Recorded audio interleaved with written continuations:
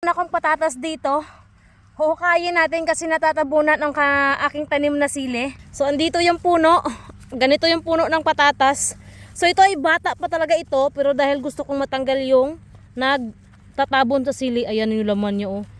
Tatanggalin natin. Titingnan natin kung wow, ayan yung laman. Kung may laman pa ba ito dito, be?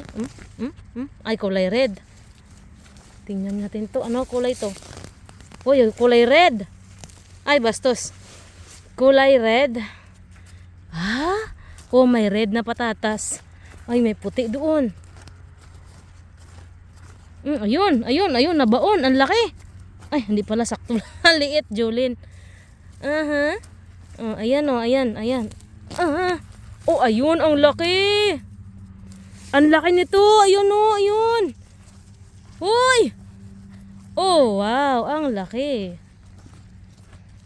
Tabunan na natin. Diba?